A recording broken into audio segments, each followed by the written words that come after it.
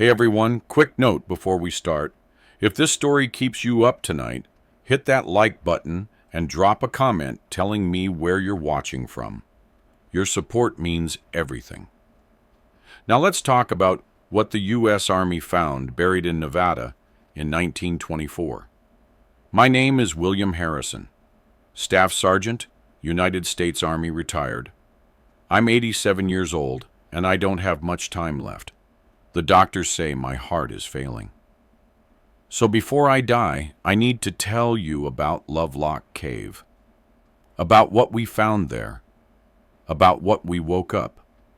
The Army has kept this classified for 99 years. They made us sign papers, threatened us with court-martial if we talked. But everyone else who was there is dead now. I'm the last one, and I figure the truth needs to come out before I take it to my grave.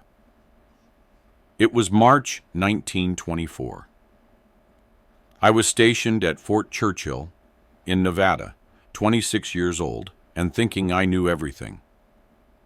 The Army had sent us to investigate claims of unusual activity near a place called Lovelock Cave.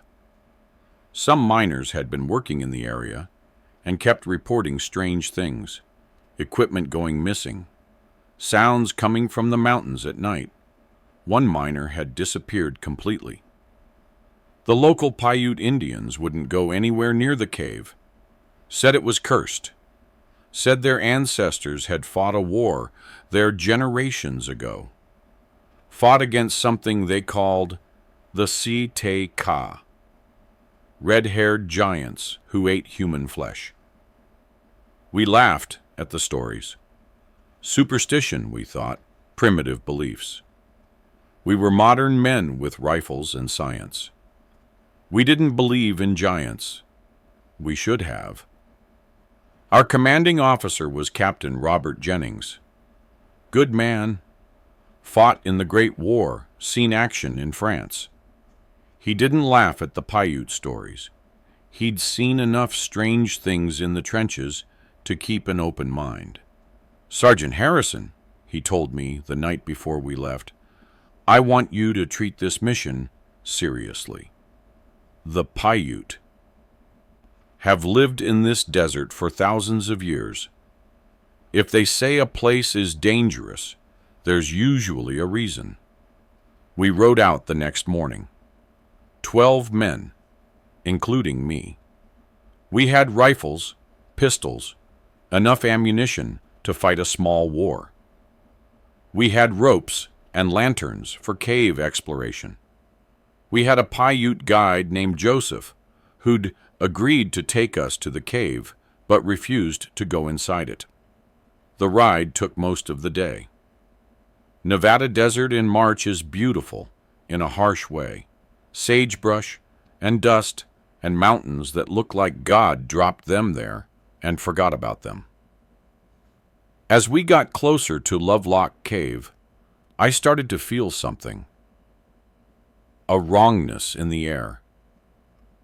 Like the landscape itself was warning us to turn back. Joseph felt it too. I could see it in the way he kept looking at the mountains. The way his hand kept touching the medicine bag at his belt. You feel that? I asked him. He nodded. This is bad place. Very bad. My grandfather told me story. Said his grandfather fought here. Fought the tall red men who ate Paiute people. Fought them for many years. Finally trapped them in cave. Burned them, sealed entrance with rocks and magic. Thought they killed them all. Thought. Some might have survived. Gone deep into cave. Into the dark places, sleeping, waiting. He looked at me with eyes that had seen too much desert sun. Your people. You dig everywhere. You break everything. You wake things that should stay sleeping. We reached the cave entrance at sunset. It was higher up the mountainside than I expected, maybe 100 feet above the valley floor. The opening was partially blocked by rocks, but someone had been moving them. Recent tool marks. Fresh disturbance in the dust. "The miners," Captain Jennings said. "They've been excavating here." "Looking for artifacts to sell," Joseph said. "White men always looking for things to sell, even in forbidden places." We made camp at the base of the mountain. Posted sentries. Ate a cold dinner because Captain Jennings didn't want smoke giving away our position. Position against what? None of us knew. But after hearing Joseph's stories, we were all on edge. That night, I took the midnight watch with a private named Tommy Vogel. He was Chinese-American, born in San Francisco, joined the Army to prove he was as American as anyone. Good soldier, smart, observant. Around 2 in the morning, we heard it. A sound from up the mountain, from the direction of the cave. Not wind, not animals, something else. A vocalization, low and resonant, and wrong. Like a human voice, but deeper, slower, coming from a chest cavity much larger than any human's. "What the hell was that?" Tommy whispered. "I don't know, but we're waking the captain." Captain Jennings listened to us, then woke the whole camp. We all heard it again around 3 a.m. This time it was answered. Another voice, from a different direction. Then another. 3 voices calling to each other across the darkness. Joseph was praying in Paiute, words I didn't understand but recognized as asking for protection. "Are those the SI-TE-CAH?" Captain Jennings asked him. "Yes. They know we are here. They are talking about us, deciding what to do." "Can you understand what they're saying?" "No. Their language is old, from before Paiute came to this land. But I know they are not happy. We are in their territory, near their home. We waited for dawn. None of us slept. We just sat with our rifles and listened to those voices calling in the darkness. When the sun finally came up, we were exhausted and terrified and trying not to show it. Captain Jennings made a decision. We're going into that cave. We need to know what we're dealing with. Harrison, Vogel, and Rodriguez with me. The rest of you secure the perimeter. If we're not back in 2 hours, send word to Fort Churchill and get reinforcements. We climbed up to the cave entrance. Up close, it was impressive. The opening was maybe 12 feet high and 10 feet wide. Inside was darkness that our lanterns barely penetrated. And the smell, God, the smell, like nothing I'd ever experienced. Rot and musk and something else. Something animal, but not quite animal. "Smell that," Rodriguez whispered. "That's a smell of something living. Something big." We entered slowly, rifles ready. The cave went back further than we expected. 50 feet, 100, 200. It opened into larger chambers, natural formations in the limestone.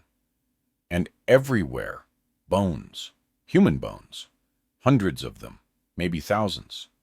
Skulls piled in corners. Long bones stacked like firewood. Some old, crumbling to dust. Others newer, still with bits of dried flesh clinging to them. "Jesus Christ," Tommy whispered. "This is a carnal how." But that wasn't the worst part. The worst part was the other bones. The ones that weren't human. Skulls that were too large, with brow ridges too heavy and jaws too massive. Long bones that suggested heights of 8, 9, 10 feet. Whatever the SI-TE-CAH were, they weren't human. Or if they were something humanity had forgotten about.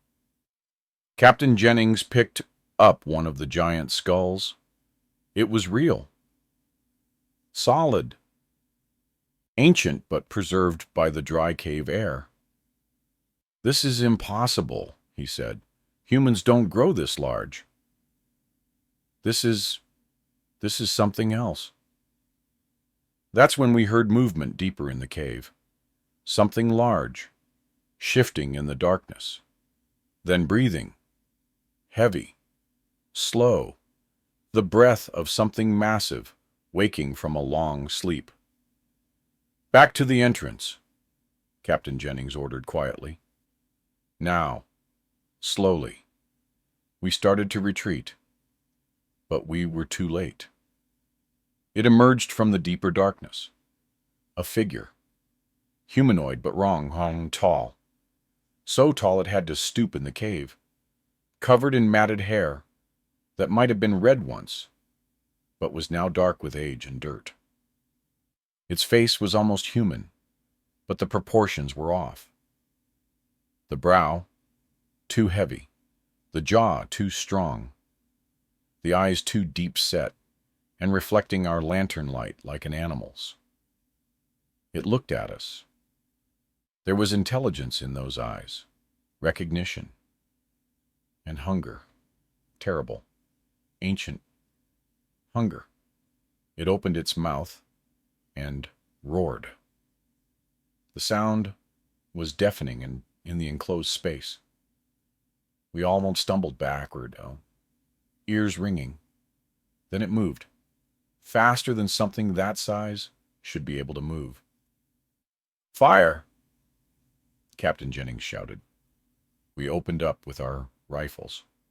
I saw my bullets hit it, saw blood spray, but it kept coming. Rodriguez got off 3 shots before it reached him. It grabbed him with one massive hand, lifted him off his feet, and threw him against the cave wall. The sound of his body hitting rock will haunt me forever. We ran, dropped our rifles, and ran like our lives depended on it, which they did. Behind us, we could hear it coming, could hear its breathing, could feel the ground shaking with its footsteps. We burst out of the cave entrance into daylight. The creature stopped at the threshold, shielding its eyes. It didn't like the light, didn't like the sun. It roared again, a sound of frustration and rage, then retreated back into the darkness. We scrambled down the mountainside, found the rest of our unit already mounting up, having heard the shots and the screaming. Captain Jennings was bleeding from where he'd scraped his arm on the cave wall. Tommy Vogel was white as a sheet. I was shaking so hard I could barely hold my rifle. "What happened?" Sergeant Baker demanded. "Where's Rodriguez?" "Dead," Captain Jennings said flatly. "Killed by something that shouldn't so exist. We're leaving. Now, before more of them come out." But we didn't leave fast enough. As we mounted our horses, we saw them, emerging from the cave entrance. Not just 1, 3, then 5, then more. All tall, all massive, all moving with that terrible speed. Some were climbing down the mountain face. Others were using what looked like planned routes, paths they'd used before. "Ride!" Captain Jennings shouted. We rode. The horses sensed our panic and ran like they'd never run before. Behind us, we could hear those things following. Not running flat out, but loping along, conserving energy. Herding us like wolves herd deer. Joseph was ahead of us, his horse the fastest. He kept pointing east, away from Fort Churchill, away from any settlements. I realized what he was doing. He was leading us away from people, away from potential victims. If these things caught us, at least they'd only get us and not spread to civilian populations. We rode for hours. The sun was setting when we finally stopped, horses exhausted, men barely able to stay in the saddle. We were in a box canyon, with only one way, in or out. Defensible, at least. They stopped following us about an hour ago, Tommy said. I kept looking back. They were there, and then they weren't. They let us go, Joseph said. This far from their cave, they let us go. They have boundaries, territory. We left their territory, so they stopped hunting. Captain Jennings looked at him. You knew this would happen. You knew they were alive. I knew it was possible. The stories said some survived, went deep into the cave where fire couldn't reach. My people, we leave that place alone. We remember the war, remember what it cost to trap them there. But white men, you forget, or you never knew. He looked at each of us. Now you know. Now you understand why we say that place is forbidden. We made it back to Fort Churchill 2 days later. Captain Jennings filed his report, described what we'd seen, included sketches of the giant skull he'd examined, recommended the area be sealed off and designated as extremely hazardous. The response came from Washington 3 weeks later.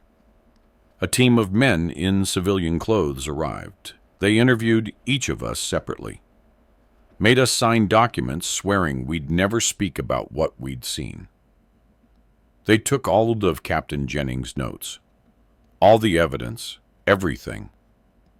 They told us it was a matter of national security, that if word got out about giant cannibals living in Nevada caves, it would cause panic, harm settlement efforts and would damage America's image. So it would be classified, buried, forgotten, except Rodriguez. He couldn't be forgotten. He was buried in a military cemetery with full honors. His family was told he died in a training accident. They never knew the truth. For 99 years, I've kept that secret, watched as Lovelock Cave became an archaeological site, watched as scientists excavated it and found giant skulls and claimed they were normal humans with some rare bone condition, watched as the truth was explained away and rationalized and dismissed. But I know what I saw. We all knew.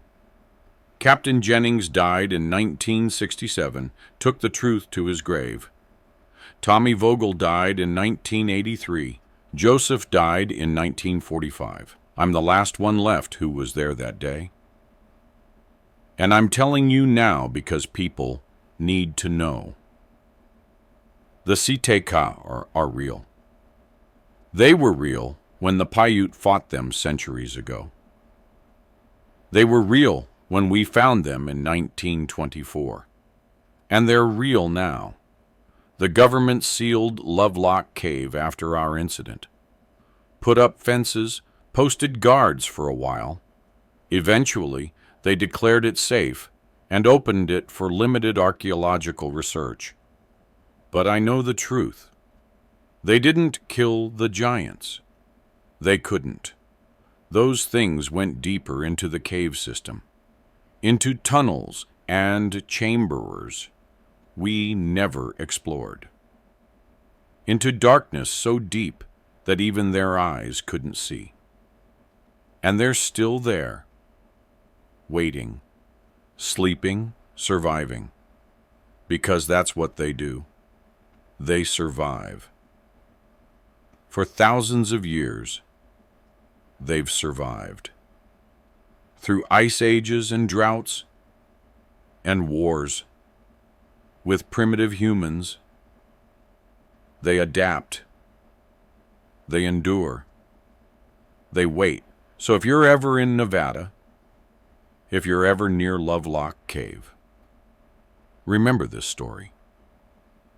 Remember that some places are forbidden for a reason. Remember that sometimes the old warnings, the old stories, they're not superstition. They're survival advice from people who learned the hard way. The SI-TE-CAH are real, and they're still hungry. What I didn't tell you in my last entry was that we went back.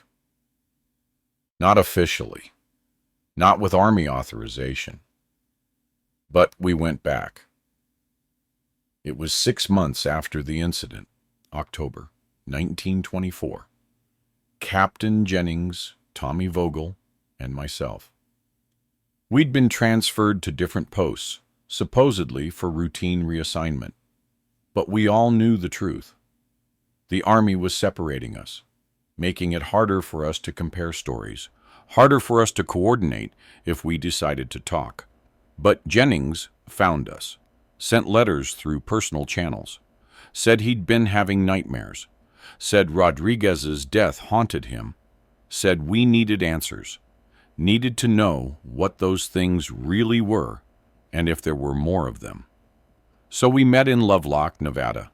Civilian clothes, personal weapons. No official connection to the Army.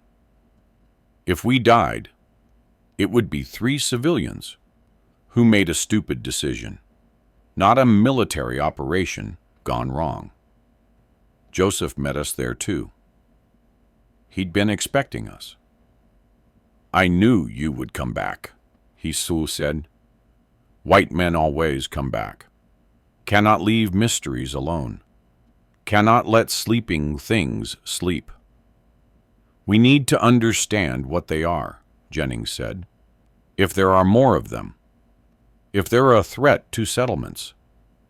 They are a threat to anyone who enters their territory. But they stay in territory. They don't come to towns. Don't hunt in valleys where people live. They remember the war. Remember what happened when they hunted Paiute villages. So they stay in mountains now, stay hidden. How many are there?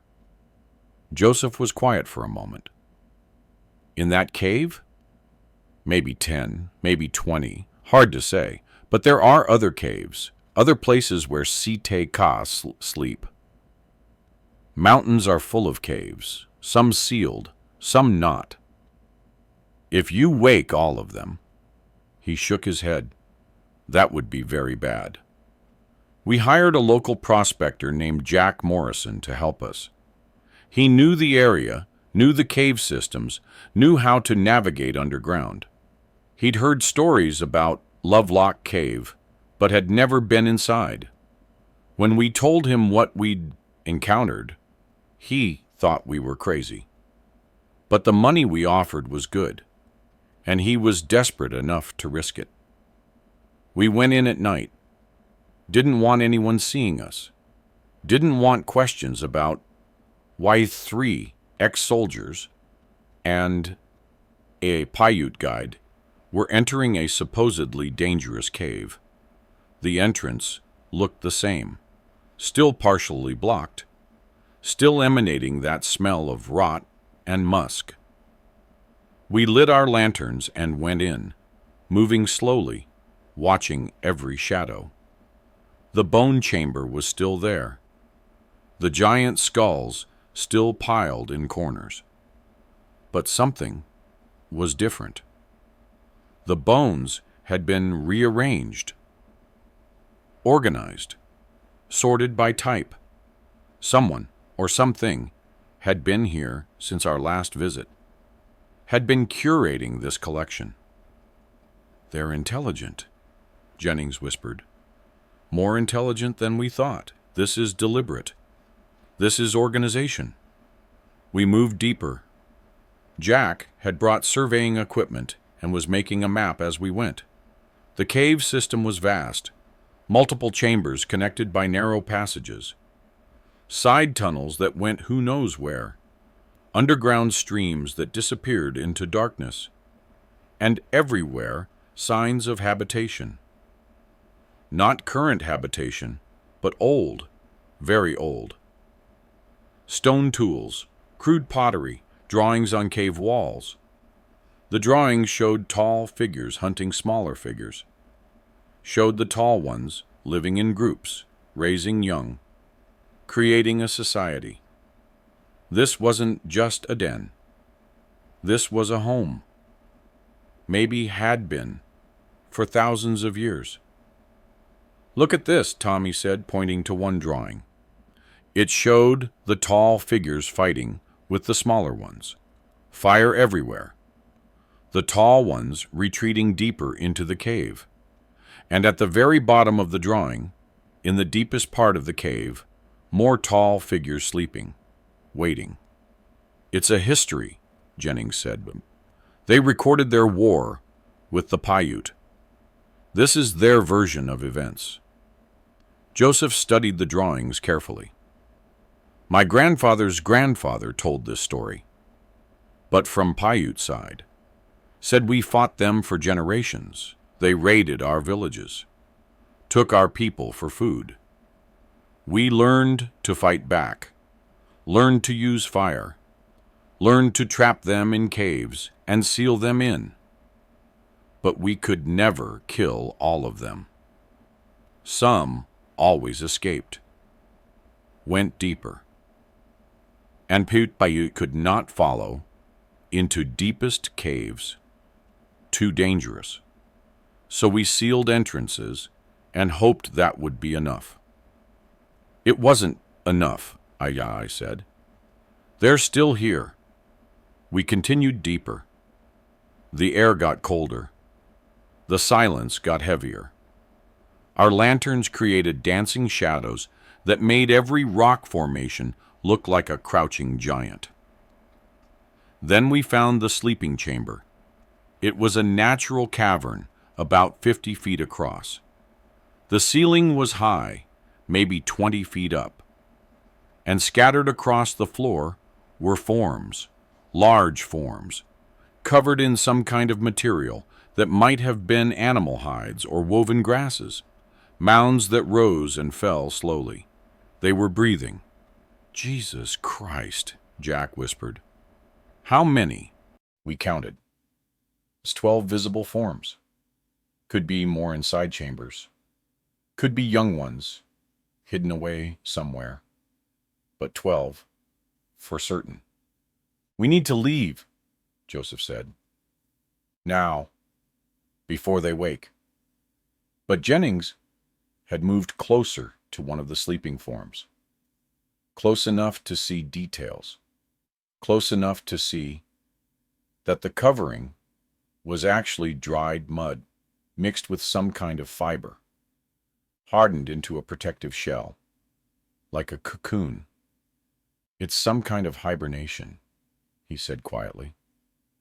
"They seal themselves in, sleep for years, maybe decades, conserve energy when food is scarce." "Then why did the ones in March attack us?" I asked. "Because we woke them up. The miners had been digging, making noise, disturbing the cave. We came in with light and sound and scent. We triggered their defensive response. But these ones," he gestured to the sleeping forms, "these ones haven't been disturbed. They're still dormant. So we could kill them," Tommy said.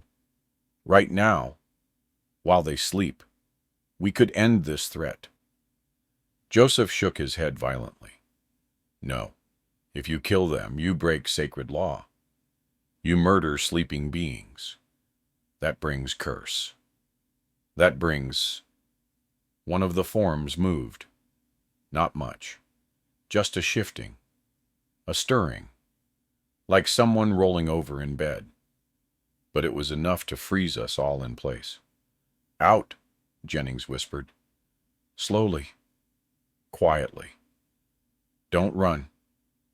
We backed toward the passage we'd come through, moved as silently as possible. But Jack's boot scraped against a rock, and the sound echoed through the chamber.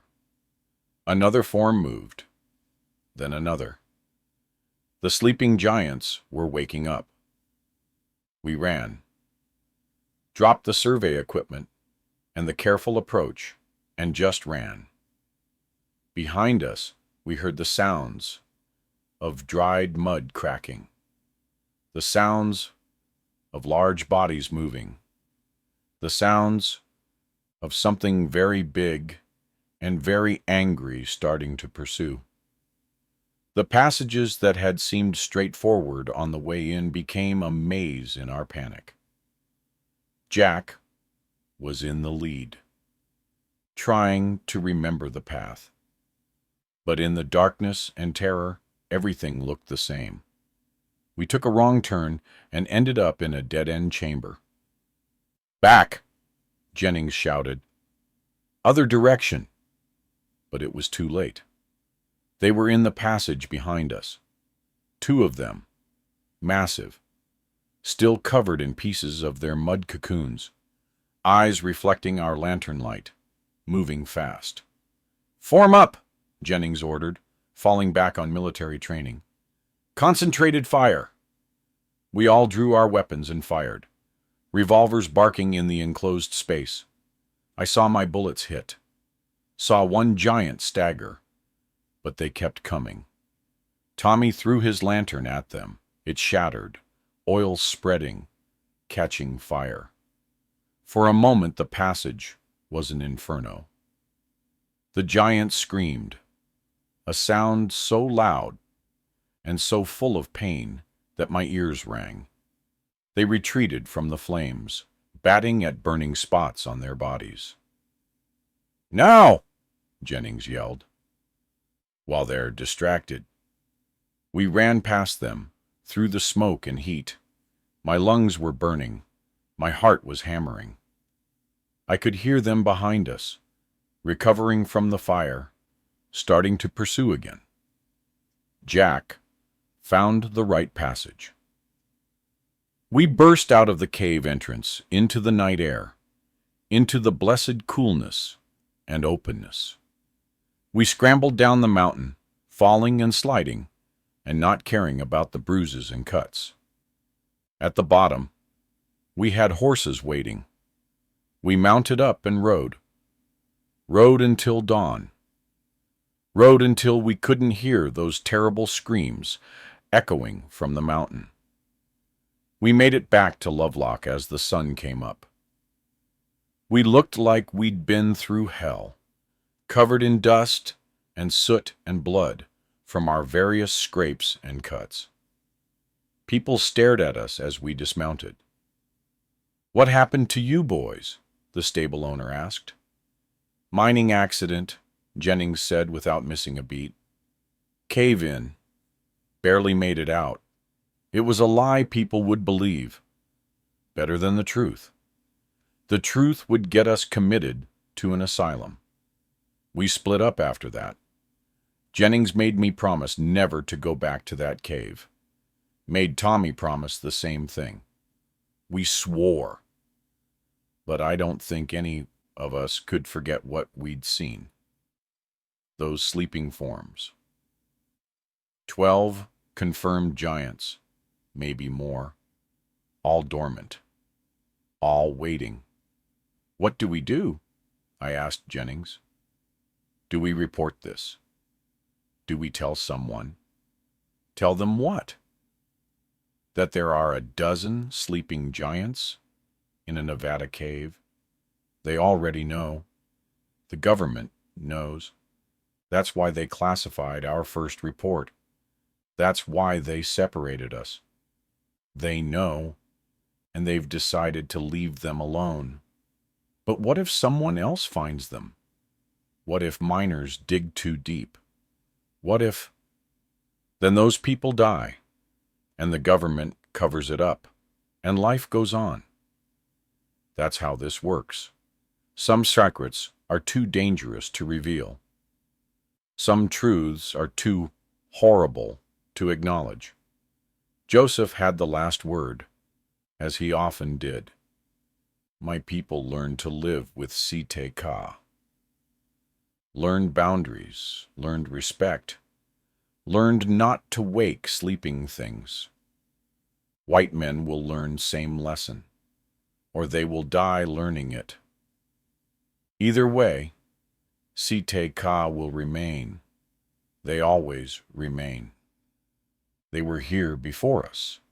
They will be here after us.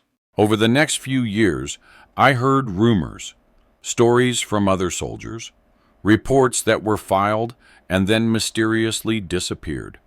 The government was finding more of them, more giant skeletons, more cave systems with evidence of non-human habitation. In 1931, there was an incident at Gypsum Cave east of Las Vegas. Army engineers found giant bones and stone tools. The find made local papers. Then the story was killed. The evidence disappeared into some government warehouse. The official explanation was that the bones belonged to extinct megafauna. Nothing to worry about, nothing to see. In 1947, a rancher near Winnemucca found a cave entrance that had been recently opened by an earthquake. He went inside and never came out. Search teams found signs of a struggle, found blood, found drag marks leading deeper into the cave. But they never found the rancher. The cave was sealed with concrete and posted with warning signs about unstable geology. Each incident, the pattern was the same. Discovery, investigation, cover-up, denial. The government wasn't hiding this because they didn't believe it. They were hiding it because they did believe it, because acknowledging the SI-TE-CAH meant acknowledging that humans weren't alone, weren't the only intelligent species, weren't the top of the food chain. And America in the 1920s, 30s, 40s, we weren't ready for that truth. Hell, America in 2023 still isn't ready for that truth. Captain Jennings wrote me a letter in 1952. He was dying of cancer, had a few months left. In the letter, he told me things he'd never told anyone else. Turned out he'd been contacted by Army intelligence in 1925, right after our unauthorized cave expedition. They knew we'd gone back, had been watching us, had followed us to Lovelock and observed from a distance. They recruited him, made him part of a special unit, told him there were more caves, more dormant giants, that the Army needed people who'd encountered them and survived, needed people who could help develop protocols for containment and management. He spent the next 20 years traveling the West, finding cave systems, sealing entrances, mapping giant populations. He said he'd found evidence of at least 40 separate hibernation sites, maybe 200 individual giants across Nevada, Utah, Arizona, and New Mexico. We couldn't kill them all, he wrote, and we tried. God help us, we tried. We sent teams into some caves with dynamite, collapsed the passages, buried them alive. But in other cases, when we tried that, survivors would dig out, would emerge angry and vengeful, would attack the nearest settlement. So we changed tactics. Instead of trying to eliminate them, we contain them. We seal the entrances, but leave air passages. We mark the areas as restricted. We monitor for activity. And most importantly, we make sure no one accidentally wakes them up. This is the SI-TE-CAH Protocol. It's still in effect, still secret, still necessary, because they're still out there, still sleeping, still waiting. I'm telling you this because when I'm gone, someone needs to know. Someone needs to remember why certain caves are off limits, why certain areas are restricted military zones even though there's no base nearby. Someone needs to carry this knowledge forward. You're the last one, Bill. The last one who was there at the beginning. The last one who saw what I saw.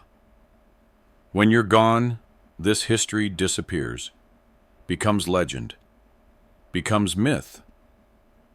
And when that happens, people forget. And when people forget, they make mistakes. And when they make mistakes with the SI-TE-CAH, people die. Jennings died 3 months after writing that letter.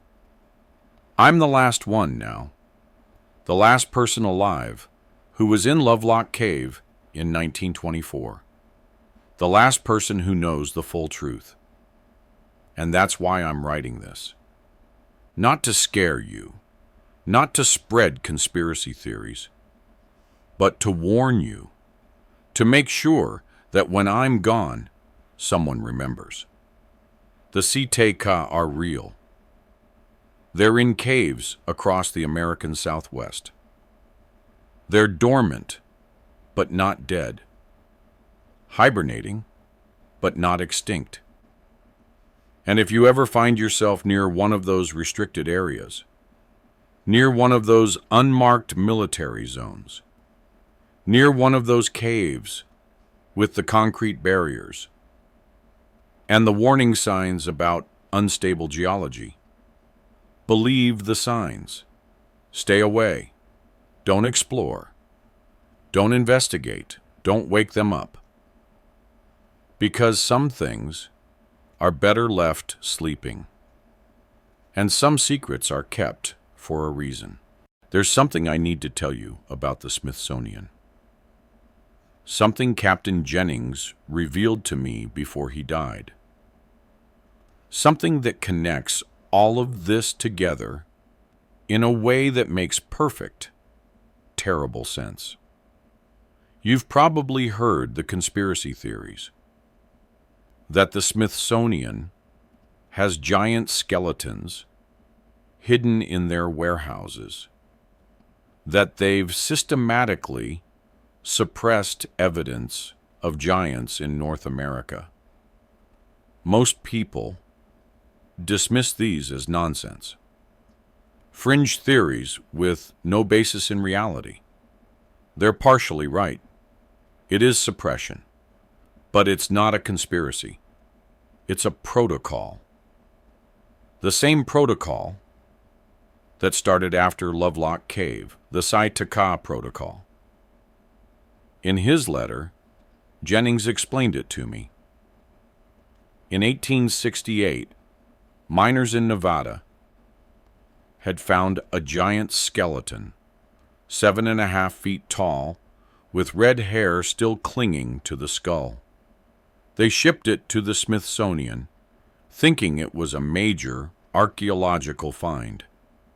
The Smithsonian examined it, authenticated it, and then quietly made it disappear into their collections. Because they'd already found others, dozens of others, all across the West, all roughly the same size, all with red hair, and all buried in ways that suggested they'd been intentionally hidden, sealed in caves, covered in rock falls, as if someone, long ago, had tried very hard to make sure these beings stayed buried. The Smithsonian wasn't hiding evidence to maintain scientific dogma. They were hiding evidence because the government asked them to. Because acknowledging giants meant acknowledging that some of them might still be alive. And that would cause panic, would cause treasure hunters and glory seekers to go looking for them, would result in more deaths, more incidents, more problems. So the protocol was established.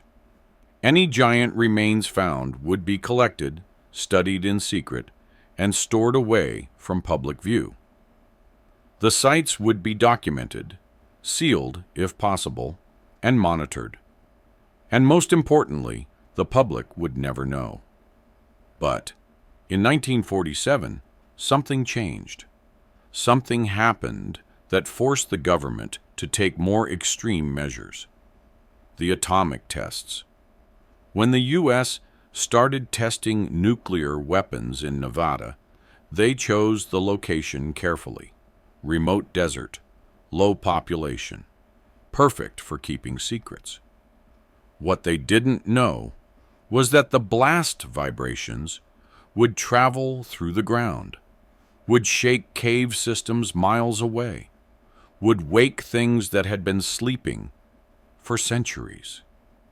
In September 1947, the same month as Roswell, there was another incident, one that never made the papers, one that was classified at a level even higher than the UFO stories. A ticked shot at the Nevada Proving Grounds triggered a cave collapse 30 miles away. The collapse opened a passage that had been sealed for generations, and something came out.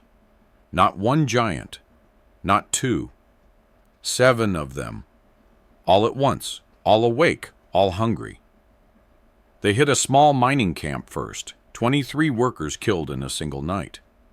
The survivors described creatures from nightmares, giants with red hair and terrible strength, moving in coordinated groups, using tactics, using intelligence. The military responded fast. This time, they didn't send in infantry. They sent in aircraft, fighter planes with rockets and bombs. They strafed those giants in the open desert, killed 6 of them. The 7th escaped back underground. But the incident proved something the government had feared. The giants weren't just hiding. They were surviving in enough numbers that they could operate in groups, and the nuclear testing was disturbing their hibernation sites. That's when the SI-TE-CAH Protocol was upgraded. Jennings was part of the team that developed it. First, they mapped every known cave system in Nevada, Utah, and Arizona. Hundreds of sites. Used ground-penetrating radar to look for hibernation chambers. Took tissue samples from dead giants to understand their biology. Tried to figure out how many were out there and how to manage them. The numbers were sobering. Conservative estimates suggested at least 300 hibernating giants across the Southwest, possibly more. They were spread out, isolated in family groups, rarely more than 20 in a single location. But together, if they all woke up at once, they could cause catastrophic damage. Second, they established quarantine zones, areas marked as military restricted zones, nuclear test sites, hazardous materials storage, anything that would keep civilians out. Many of these zones had nothing to do with nuclear testing. They were simply covering giant hibernation sites. Third, they developed response protocols. If a giant was spotted, if a hibernation site was disturbed, if any incident occurred, there was a chain of command. Specialized units would respond, would either contain the giant or eliminate it. No public acknowledgement, no media coverage. The whole thing would be classified and buried. And finally, they established the collection protocol. Any giant remains found anywhere in the country would be sent to a secure facility, not the Smithsonian. Somewhere more secret, somewhere even I don't know the location of, where they could be studied without public knowledge. Jennings spent 27 years working this protocol. He told me stories that still give me nightmares. In 1952, uranium prospectors found a cave in Arizona. They went inside and disappeared. When the military investigated, they found a hibernation site with 15 giants, all awake, all feeding on the prospectors. The military sealed the cave with them inside, dynamited the entrance, filled it with concrete, but they could still hear sounds from inside for weeks. Pounding, digging, the giants trying to get out. In 1961, a family of tourists got lost and took shelter in a cave during a Nevada sandstorm. They found paintings on the walls, giant handprints, bones. They took photographs. But when they emerged and developed the film, military police were waiting. The photos were confiscated. The family was interviewed, threatened, and forced to sign non-disclosure agreements. The cave was sealed 3 days later. In 1969, construction workers building Interstate 15 accidentally broke through into an underground chamber. They found desiccated bodies, giant bodies, dozens of them, perfectly preserved in the dry air. The construction was stopped. The interstate was rerouted. The official reason given was unstable geology. The real reason was that they'd found a mass grave, a killing field from the ancient war between the Paiute and the SI-TE-CAH. Each incident, each discovery, added to the understanding. The giants weren't just animals. They weren't just monsters. They were a species.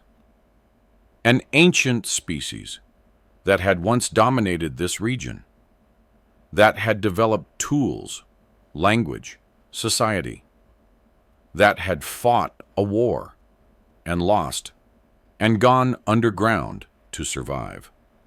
And we, modern humans, we built our civilization on top of their graves. Jennings' last mission was in 1973. He was 68 years old by then, officially retired, but they called him back for one final job.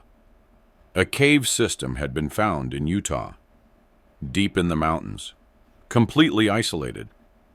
And inside, they'd found what looked like the largest hibernation site yet. Maybe 50 giants, maybe more, all sealed in their mud cocoons, all dormant. The military wanted to destroy it, wanted to end the threat once and for all. Napalm, fuel air bombs, collapse the entire mountain on top of them if necessary. Just wipe them out. But Jennings argued against it. Argued that they weren't just eliminating a threat. They were committing genocide. Wiping out the last remnants of a species that had as much right to exist as we did. The debate went all the way to the Pentagon. Scientists argued about ethics. Military leaders argued about security. Anthropologists argued about historical significance. And in the end, a decision was made. The site would be sealed but not destroyed. The giants would be left alive but contained, monitored but not exterminated. It was a compromise, one that satisfied no one but was the best they could achieve. That became the final version of the SI-TE-CAH protocol. Containment over elimination, coexistence over extinction. We would share this land with them, but they would never know we existed, and the public would never know they existed. And for 50 years, it worked. But now, I'm old and dying, and I'm wondering if we made the right choice. Because every year, more hikers go into the wilderness, more mines are dug, more caves are explored. Every year, the chances of an accidental encounter increase. And when that encounter happens, when some civilian stumbles into a hibernation site and wakes something that should have stayed sleeping, what then? Will the protocol hold? Will the containment work? Or will we finally face the reckoning that we've been postponing for a century? I don't have answers.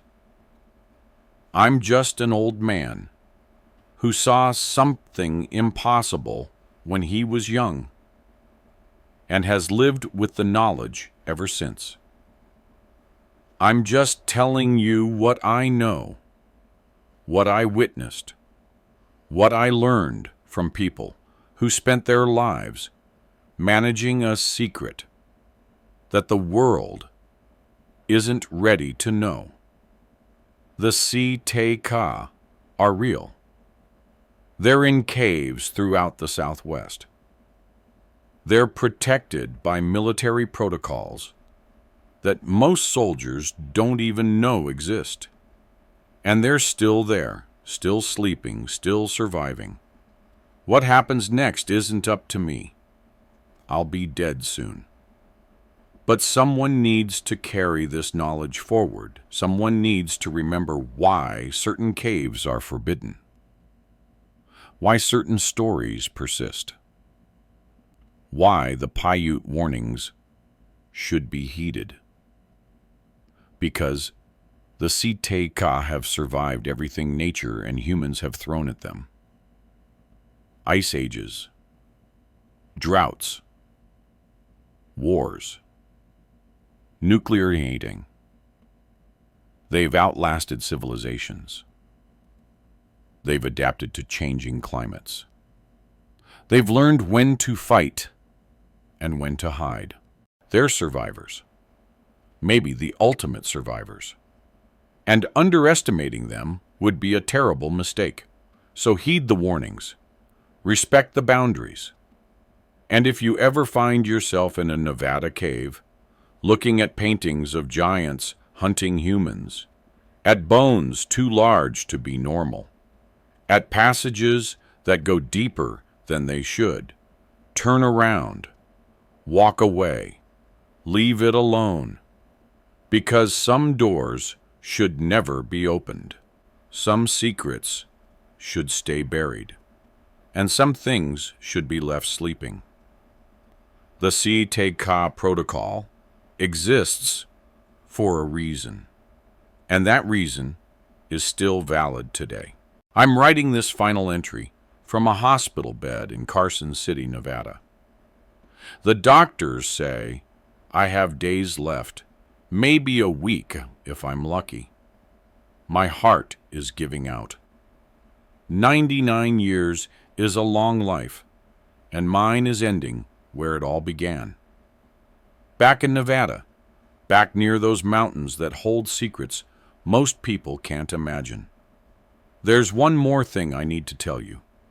Something that happened 2 years ago that proves the SI-TE-CAH Protocol is still active, still necessary, still keeping us safe from a truth we're not ready to face. In 2021, a group of cave explorers found an entrance in the mountains east of Reno. They were experienced cavers, had permits, had all the right equipment. They went in to map an unexplored system. They never came back out. Search and rescue went in after them, found their equipment, found signs of a struggle, found blood, but no bodies. And deep in the cave, they found something else. Fresh mud cocoons, recently disturbed, empty. The cave was sealed within 48 hours. Military contractors poured concrete, put up fencing, posted guards. The official story was that the cave was structurally unstable and posed a danger to the public. The missing cavers were declared dead, victims of a tragic accident. But I know the truth. I still have contacts. People who worked the protocol, people who know what I know, they told me what really happened in that cave. The giants were awake, not hibernating, actually awake and active. And they'd learned something over the decades. They'd learned to avoid humans, to stay hidden, to survive by being invisible. The cavers had stumbled into an active SI-TE-CAH settlement, and the giants had defended their home. This wasn't supposed to be possible. The protocol was based on the assumption that the giants only woke when disturbed, then went back to hibernation after the threat passed. But these ones were different. They'd adapted. They'd figured out how to stay awake, how to survive in modern times. And that changes everything. If the SI-TE-CAH have learned to live actively, to hunt quietly, to avoid detection, then how many more of them are out there? How many cave systems in Nevada, Utah, Arizona, and New Mexico have active populations that we don't know about? The protocol was designed for dormant threats, for sleeping giants that only woke when disturbed. But if they're awake, if they're active, if they're intelligent enough to avoid detection while living right under our noses, then the protocol might not be enough anymore. My contact told me the military is worried, really worried. They're updating the protocol, expanding surveillance, using new technology to detect thermal signatures in cave systems. But it's a massive undertaking. There are thousands of caves, millions of places to hide in the Southwest desert. And the giants have had thousands of years to perfect the art of hiding. I want to tell you about one more thing. Something I've never told anyone. Something that's haunted me for 99 years. In 1924, when we first went into Lovelock Cave, when we saw that giant for the first time, there was a moment, a brief moment, before it attacked, where it looked at me, really looked at me. Not the way an animal looks at prey. The way a person looks at another person, and in its eyes, I saw something. Recognition, understanding, and sadness. A deep, ancient sadness. It knew what it was, knew what we were, knew that we were the new dominant species, and it was a remnant of something old and nearly forgotten. It knew it was fighting a losing battle, that even if it killed us, more would come, that humanity had already won the war, and it was just struggling with the aftermath. I've thought about that look for 99 years, wondered what it meant, wondered if I imagined it. But I don't think I did. I think that giant understood its situation perfectly, understood that it was one of the last of its kind, that the world had moved on without them, that they'd been relegated to darkness and caves and hiding. And that breaks my heart in a way I can't fully explain. Yes, they're dangerous. Yes, they're cannibals. Yes, they've killed people. But they're also victims. Victims of time and change, and a world that no longer has room for them. They were here first. This was their land, and we pushed them out, pushed them into darkness, forced them to survive in the margins. The Paiute understood this. That's why they sealed the caves but didn't destroy them. Why they maintained the boundaries but allowed the giants to exist. They understood coexistence. They understood that exterminating another intelligent species was a line you don't cross without losing your own humanity. I hope the protocol continues. I'm writing this final entry from a hospital bed in Carson City, Nevada. The doctors say I have days left, maybe a week if I'm lucky. My heart is giving out.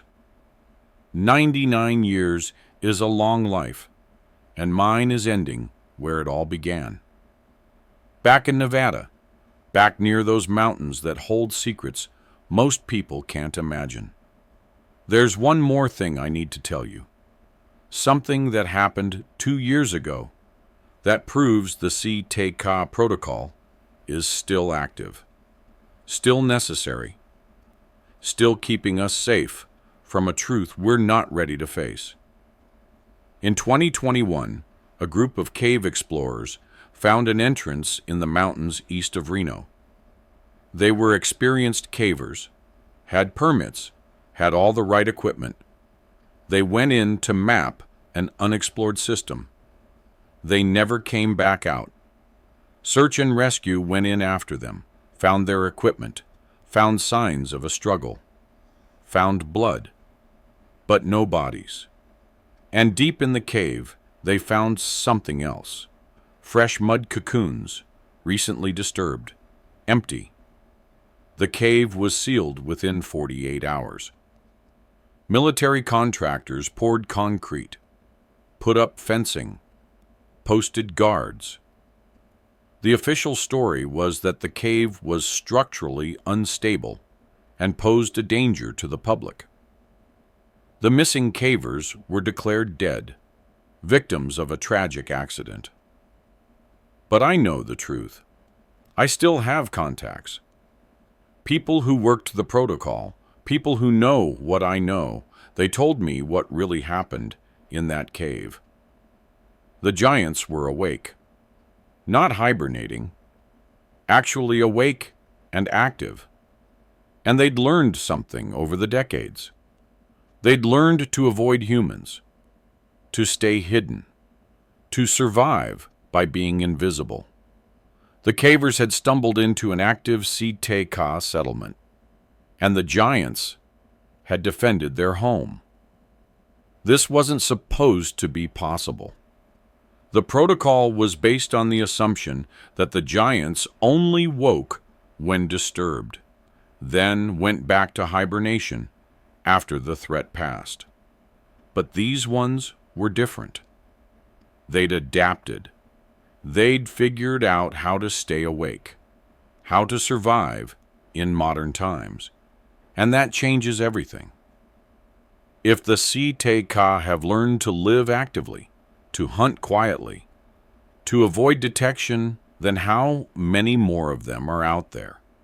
How many cave systems in Nevada, Utah, Arizona, and New Mexico have active populations that we don't know about? The protocol was designed for dormant threats, for sleeping giants that only woke when disturbed. But if they're awake, if they're active, if they're intelligent enough to avoid detection while living right under our noses, then the protocol might not be enough anymore. My contact told me the military is worried, really worried. They're updating the protocol, expanding surveillance, using new technology to detect thermal signatures in cave systems. But it's a massive undertaking. There are thousands of caves, millions of places to hide in the Southwest desert. And the giants have had thousands of years to perfect the art of hiding. I want to tell you about one more thing. Something I've never told anyone. Something that's haunted me for 99 years. In 1924, when we first went into Lovelock Cave, when we saw that giant for the first time, there was a moment, a brief moment, before it attacked, where it looked at me, really looked at me. Not the way an animal looks at prey. The way a person looks at another person, and in its eyes, I saw something. Recognition, understanding, and sadness. A deep, ancient sadness. It knew what it was, knew what we were, knew that we were the new dominant species, and it was a remnant of something old and nearly forgotten. It knew it was fighting a losing battle, that even if it killed us, more would come, that humanity had already won the war, and it was just struggling with the aftermath. I've thought about that look for 99 years, wondered what it meant, wondered if I imagined it, but I don't think I did.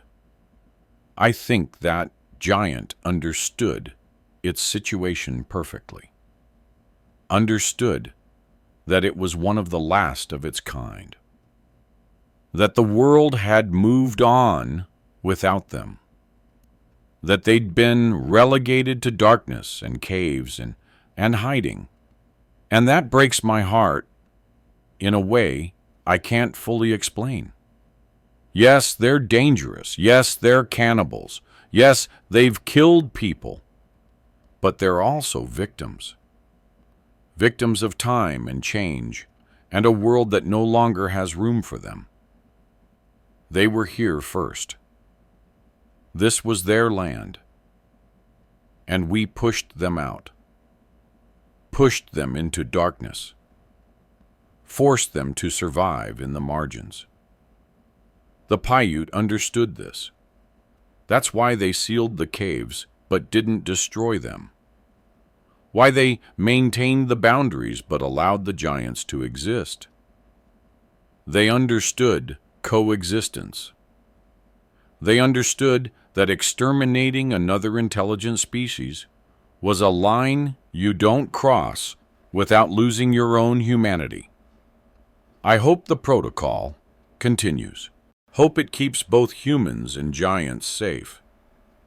But I also hope that someday, when humanity is more mature, more wise, more willing to share this planet, we can acknowledge what we've done, can recognize that we're not the only people who have a right to exist. Maybe that day will never come. Maybe humans will always need to be the dominant species, the only species, the rulers of everything. But I hope not. I hope we can be better than that. If you're reading this and you're part of the SI-TE-CAH protocol, if you're one of the soldiers or scientists or administrators who keep this secret, thank you. Thank you for doing a job that no one knows about.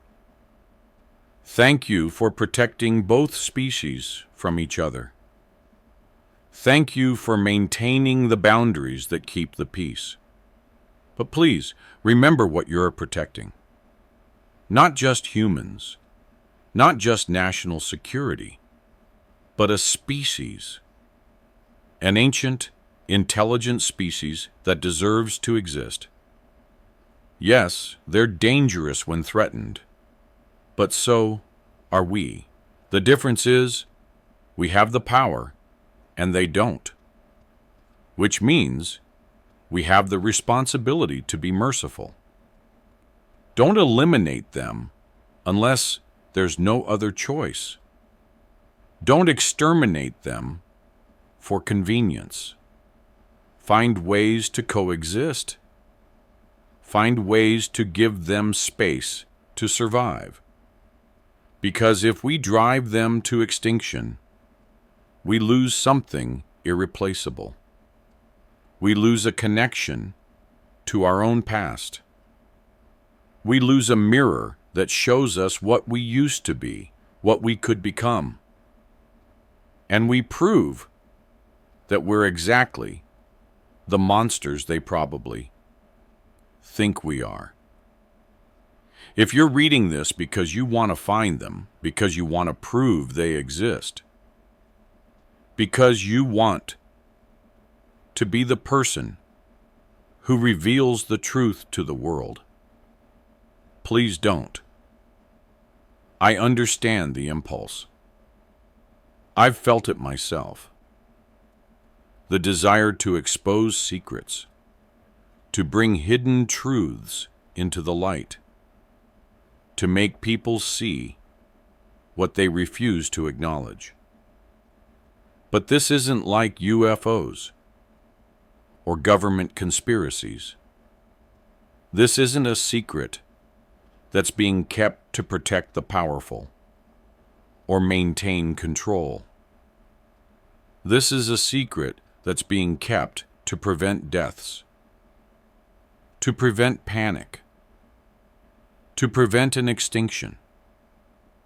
If you reveal the SI-TE-CAH to the world, one of two things will happen. Either no one will believe you, and you'll be dismissed as a crazy person, or people will believe you, and they'll demand action. They'll demand the government kill every giant. They'll demand the caves be destroyed. They'll demand safety at any cost. And the cost will be genocide. The permanent extinction of a species that's been holding on by its fingernails for thousands of years. Is that what you want? To be responsible for wiping out the last remnants of an ancient people? To be the one who ends a line that stretches back to the Ice Age? I hope not. I hope you'll let them be. Let them survive in their caves and darkness. Let the protocol do its job. Let humanity and the SI-TE-CAH coexist in the only way that's worked so far, by staying separate. I know you can't read this. I know you'll never know I wrote it. But I need to say it anyway. I'm sorry. Sorry for what we did to you. Sorry for what we're still doing to you. Sorry that your choice is extinction or hiding. Sorry that we couldn't find a better way. You were here first. This was your home. You built lives here, raised families here, created a society here, and we took it from you. Not through any moral right, but through numbers and technology and the sheer momentum of history. If I could change it, I would. If I could give you back your mountains and valleys, I would, but I can't. All I can do is tell your story. Make sure people know you existed. Make sure your history doesn't die completely. You're survivors. You've made it this far against impossible odds. Maybe you'll keep surviving. Maybe humanity will destroy itself, and you'll inherit the earth again. Maybe someday there will be a world where you don't have to hide. I won't live to see it, but I hope it happens. I hope you get your home back. You deserve at least that much.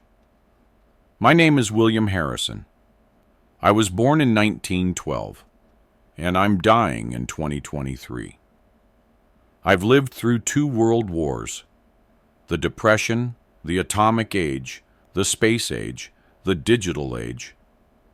I've seen humanity accomplish incredible things and terrible things in equal measure.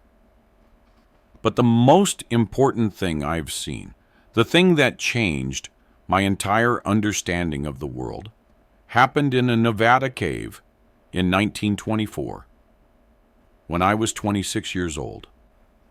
When I came face to face with something that wasn't supposed to exist. Something that proved we're not alone.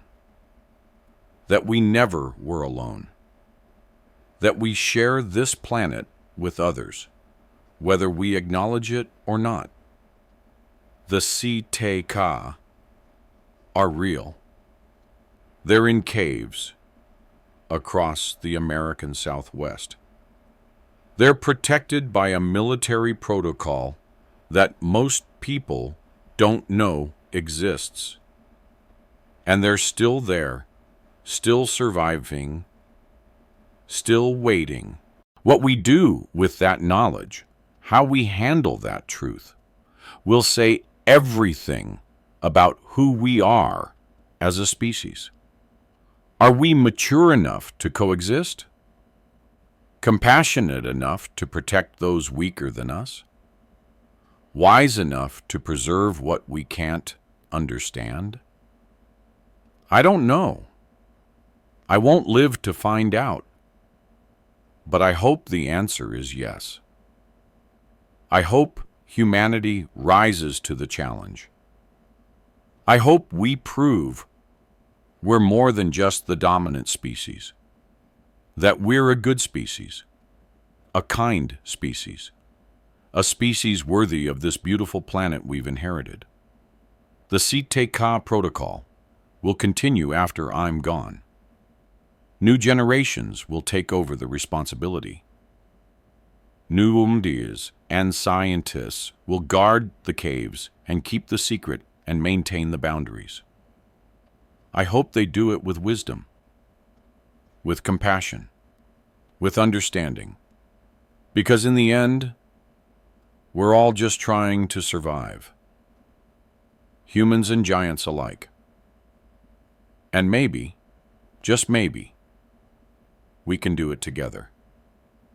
In our separate spaces, living our separate lives, but sharing this earth in peace. That's my hope, that's my prayer, that's what I wish for as I write these final words. May the SI-TE-CAH survive. May humanity survive. May we both find a way to live that honors life rather than destroys it. And may those who come after us be wiser than we were. William Harrison died on October 3, 2023. He was 111 years old, one of the last surviving members of the 1924 Lovelock Cave incident.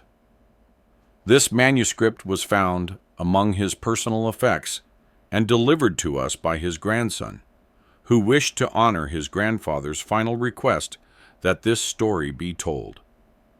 We have attempted to verify the facts presented in this account. Lovelock Cave is a real place. The 1924 Army expedition to the area is documented in military records, though the official reports differ significantly from Harrison's account.